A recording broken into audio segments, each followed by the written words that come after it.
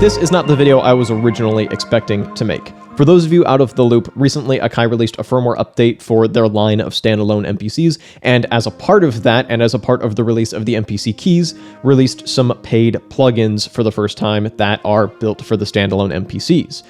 They're fairly expensive, and there was some backlash related to that, and I did a video covering that on my second channel, just with some kind of wishy-washy commentary, and that kind of popped, and Akai saw it. I'll get back to that in a second. But my original plan was just to buy the main plugin out of the bunch that kinda called to me, the FM Synth.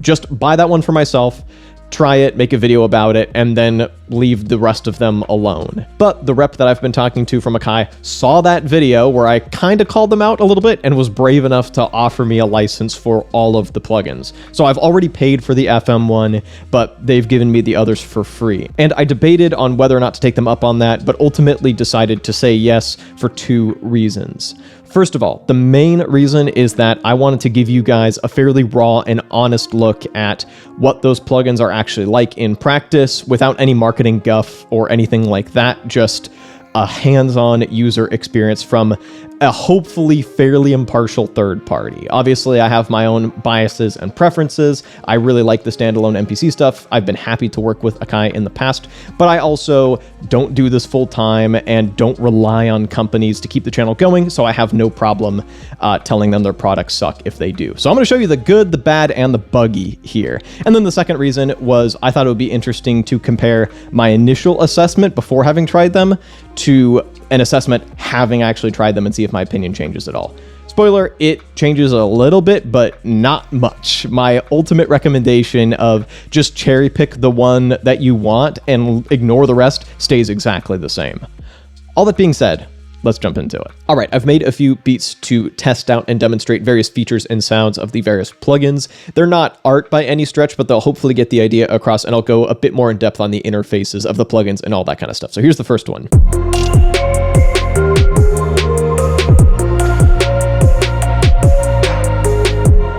So let's break this down into a bunch of individual components.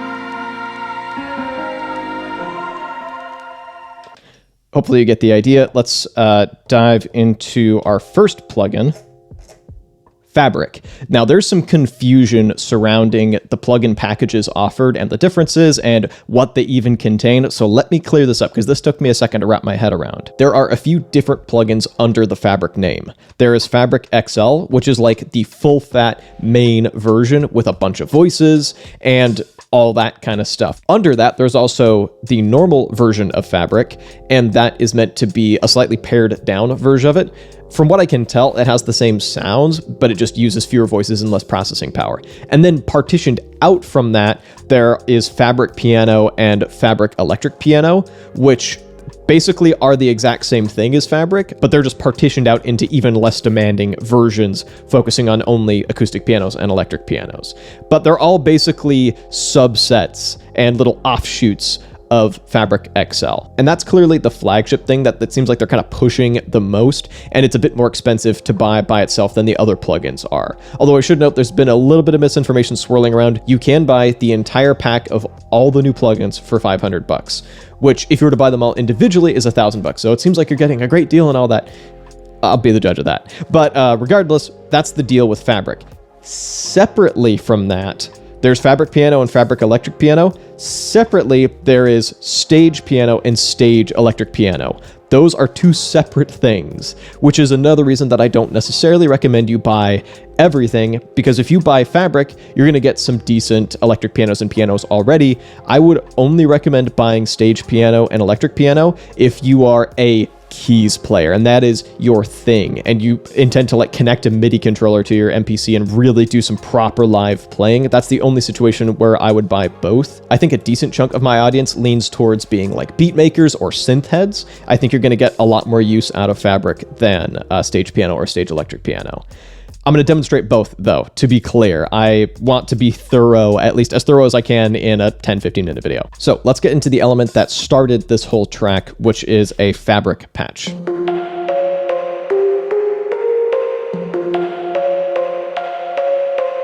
And I did misspeak a little bit in my first video on the second channel on this topic. Fabric is somewhere between a sampler and a synth, not just purely multi-sampled instruments. So I do want to be clear on that. It's got synthesis stuff built in. And I do want to say, I do like how they've implemented the Q links, and the overall layout feels really well optimized for the smaller screen. It's very much built for the standalone MPCs and the standalone MPC setup. So we've got all our different stuff to move through, all of our settings, and then our couple of layers and all of their corresponding settings. So stuff like ADSR, filter envelopes, pitch envelopes, LFOs, same deal for layer 2. I have to admit, I like the way this is laid out. I do think this is pretty neat. We've also got basically elements of the flavor plugin built right into Fabric. That was obviously very intentional. Like, they partitioned flavor out, which gives you like vinyl sim and speaker sims. They also built it right into Fabric so that you can just control it right there. That is nice. I do like that quite a bit. And then also same deal with the amps. Once again, amp is built right into Fabric. As for the sounds, as you'll hear, most of them are fine. They're nothing mind-blowing, but I like them. But to be clear, you can do pretty much all of the stuff that Fabric does without it, just with everything that comes stock on the MPCs. You could load up a key group program, get some nice multi-sampled pianos or electric pianos or synths. You can layer them. You can do ADSR and filter sweeps and LFOs and the flavor and amp processing. You can do all of that right now in the 2.11 free firmware update. You don't need Fabric. In a way, it's basically an expensive, high-quality sample pack with a really nice interface. If that appeals to you, then go for it. If not, I think you can get all the power that you could possibly need without it. The nice thing, though, is I do quite like, especially the pianos and electric pianos, and this are really good. And once again, for my producer, beatmaker, synth head crowd, this will be plenty, and you don't need to look into the stage stuff, although I will show you the differences. Regardless, this was a fun bit of inspiration. Like, I loaded up this patch and pretty much immediately just started going. So let me bring in this bass next. So that's track 5. This is also a Fabric patch. A little more synthy. You've got some detuned saws for your oscillators. I have gone in and manually shaped the sound a bit. I do really appreciate that the synth sounds are a really good mix of really current sounding stuff and more kind of classic vintage sounding stuff. You'll see more of that a bit later. But regardless, let me show you a piano patch.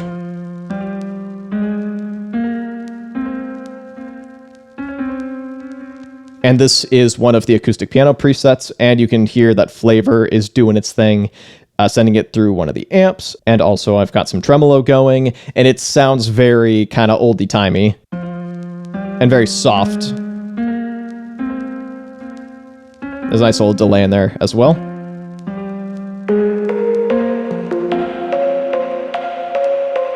And then finally, this is track 3. Just a fun little plinky sound. So it's a pretty good mix of synthesis and sampling. It won't be even close to worth it for everyone, but it is pretty nice. I'll give Akai that. But you'll notice, like, I'm still sticking to fairly basic sounds. You don't need this to get this result. Real quick, I should show you my processor usage. We're not using a ton of CPU, but are using half our memory. And I only have 9 instruments loaded up. So keep that in mind. These are fairly resource hungry. But let's move on to the FM synth, and then for the next beat, I'll get into a comparison between Fabric and the stage stuff. So we've got, let's actually do this chords thing.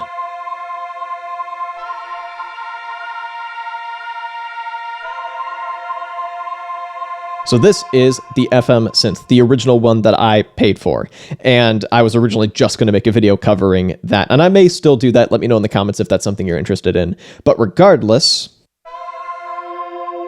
got all these fun macros to work with.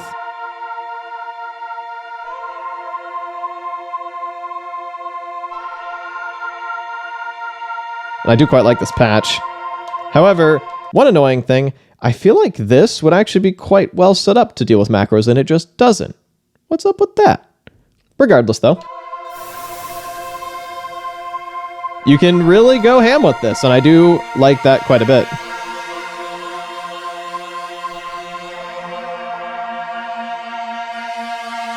Like, some people are going to say, only 4 operators, you're pretending like it's all powerful, and it's not that powerful. But, hey, it sounds nice, and I'm personally not bothered by that. I do like the sound shaping controls. It does sound unique from the other stuff that's just built into the MPCs.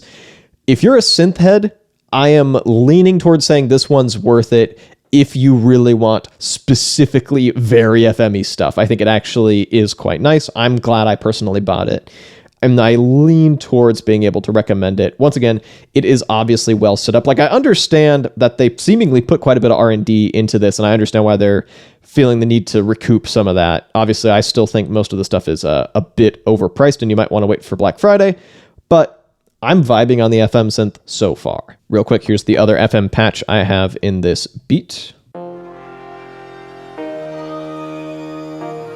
Modified preset.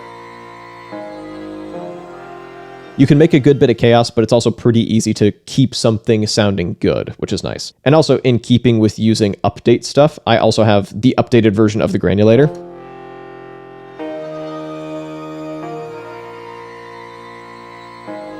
Adding some shimmer, which I'm a big fan of. So all together.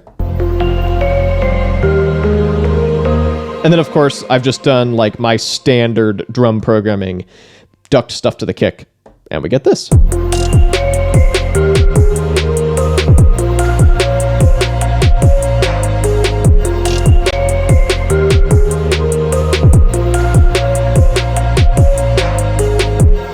So that was my first experience with the plugins. Let's get into another beat to demonstrate more stuff. Low memory. So you may have noticed that just popped up. That's because now our plugins are really starting to take up some memory, to the point that I literally can't add anything else to this track. And you'll see also it's taking quite a bit of time to load.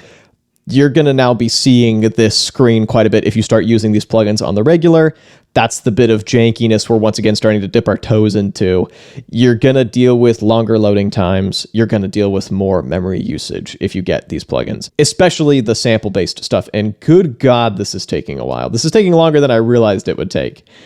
And we're showing you this in its uncut glory. Because, yeah, I have studio strings, studio piano, studio electric piano, and then multiple instances of Fabric loaded in all at once, and that's clearly enough to make this thing chug. So here's the beat, first of all, with all Fabric all the time, other than, of course, the drums.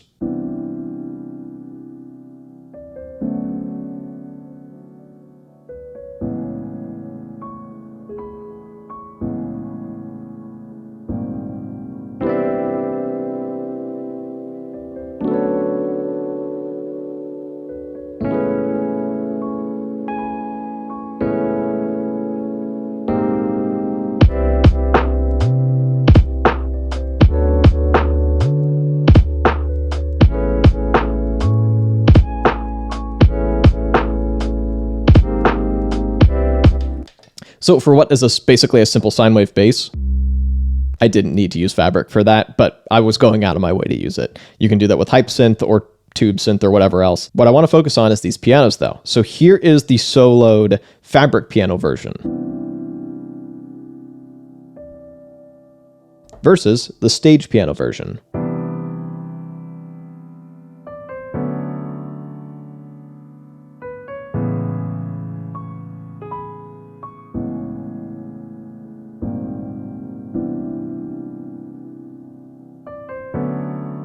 You can hear the flipping back and forth. Obviously, these are different presets and have their own characteristics and processing applied to them, and I'll show you the interfaces in a second. But let's do the same for the electric piano. This is the Fabric electric piano. This is the stage electric piano.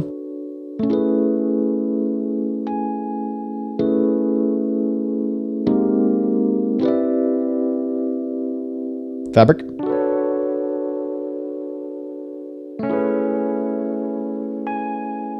So before I get into the user interfaces, this is the experience that I think you should expect. If you want to do more stylized production, so like beat making and composition, and have it be a little more kind of pushed in a stylistic direction with maybe a bit less authenticity, I think Fabric is the go-to. Like, we've got the nice warble, it's a little more lo-fi. Of course, I've got like the vinyl sim on it. And same with this piano, like it's nice and soft, and you get less control over the physical aspects of the pianos themselves, but in return you get style points. Whereas for the stage electric piano and piano, I think they're probably a bit more authentic sounding. So you're getting a much less processed version and a much more like authentic version. So if you're a keys player, you might actually lean more towards stage electric piano or stage piano.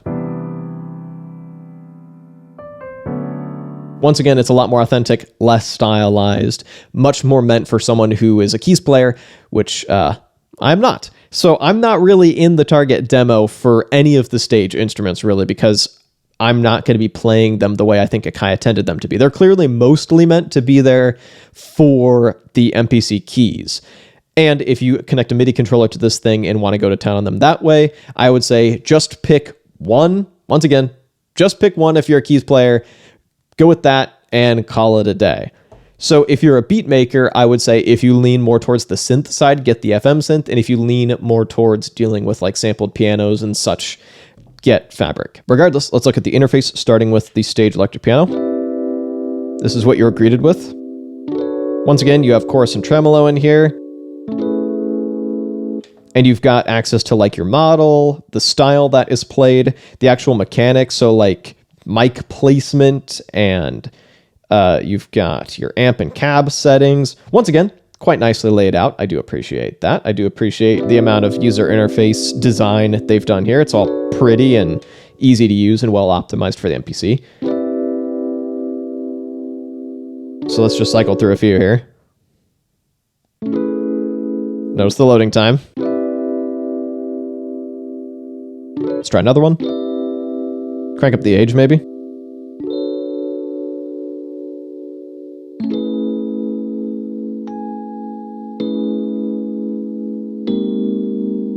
And one more. Maybe some amp settings.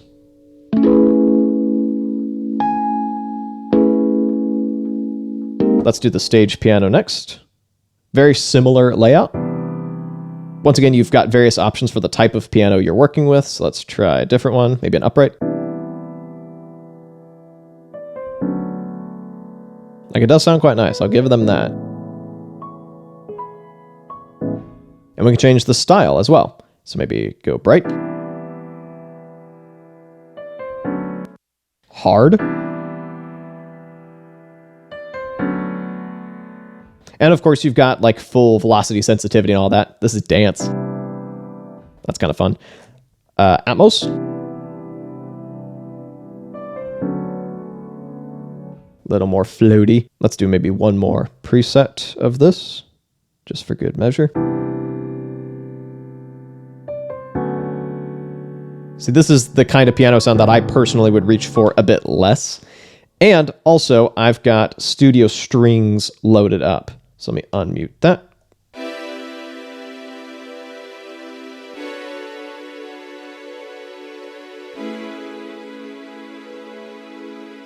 This is the plugin I would probably use the least, to be quite frank. And funny story, I wanted to sidechain this to the kick so I could put it in the arrangement for this lo-fi beat.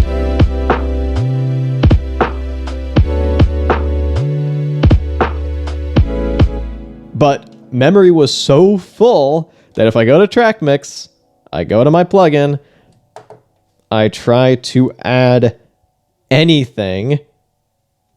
I've used up all my memory on 3 stage instruments and 3 fabric instruments. That's all it took to gobble up all of my memory. So keep that in mind. I've got one more beat to walk you through that focuses a bit more on kind of vintage-ish synth stuff. But first, let me show you the organ plugin next.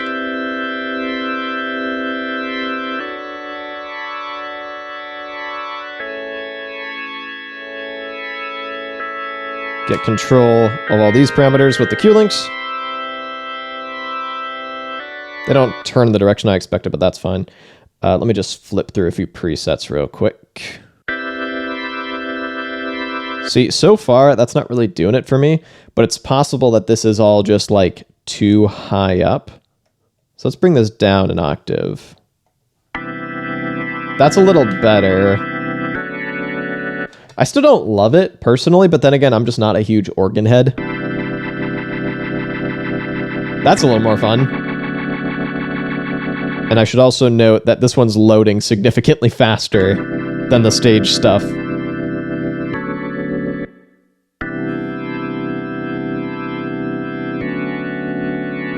That's a little more like it for me, for my own personal taste. So that's the organ. Let's move on to the third beat. So this is done mostly using, once again, Fabric and the FM synth. You can see which ones I'm gravitating towards.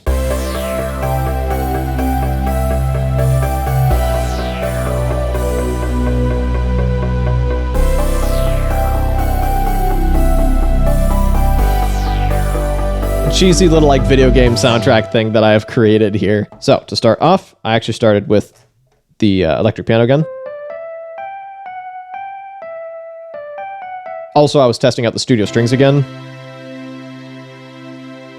Once again, they sound although to be fair, I've not pushed them that hard. I've not really demanded much of them, but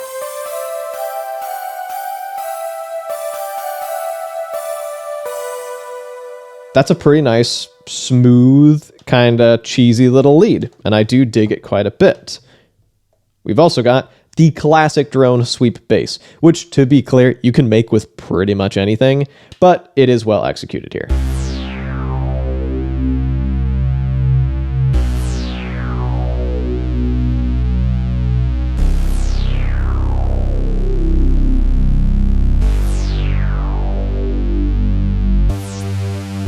Once again, we can play around. Woo, son! See, I've now broken it. Also, what's fun with this is that you can change the way the cutoff behaves and such with the note velocity. And so, for instance, this note right here, the filter closes a little more slowly because the velocity is higher. And then for this note, it's a little more like mild because the velocity is a little lower. I do enjoy that. Regardless, let's move on to the next track, which is kind of a cyber bass thing. Let me get rid of this EQ. This is the FM preset. Let me just play you a couple others.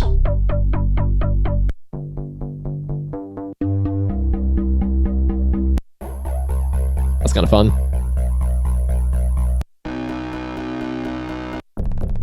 Ooh. Not all of these are really meant for this part, but hopefully you get the idea.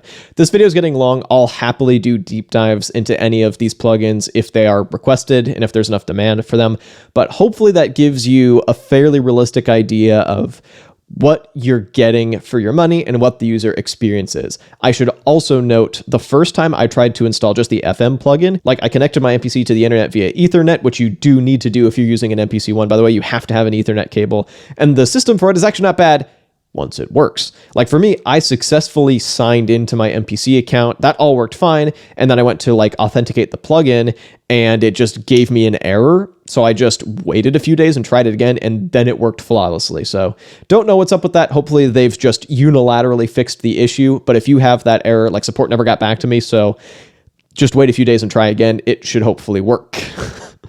I will admit that was not a great first impression, but then it later worked. So it is what it is. Hopefully they've ironed that out by now. Also, there are some other bugs introduced with the 2.11 update that I didn't notice on my first go around with it that like viewers have pointed out. Let me walk you through the worst one in my opinion, but it's one that doesn't really affect me personally because it relates to a feature that I thought I was going to use a ton, and in practice I just never use, which is the Splice integration. Personally, if I download sounds on Splice, I'll just go through, download a bunch of sounds, and then put them on the SD card as WAV files and work with them that way. So what I hadn't noticed is that once I updated, check this shit out. None of your sounds make sound, and it's not just restricted to the preview. Like, let me start a new drum track. These are my sounds. and those work fine. So we've confirmed that those work. Let me go back to browse. Let me just choose something random. Let me just choose a pad, load. You can't hear these. It doesn't even matter. Because once again, you can see the little thing bouncing, like they're triggering, but you can't hear the splice samples. They're blank. What happened here? So if you rely heavily on your splice library, don't upgrade to 2.11 until they've fixed this, because that's rather unfortunate. And I've heard there are also some issues with how sample playback works. Like, once again, these are bugs. They have said that they have not disabled the splice integration as a feature. This is just a bug. It's not supposed to be happening. So if you rely on the splice integration, don't update to 2.11 yet. I personally do still really like 2.11 for the Vinyl Sim plugin and the Amp plugin, updated granulator especially, and the little workflow updates. But there are some bugs that have yet to be worked out at the time that I'm filming this, so keep that in mind.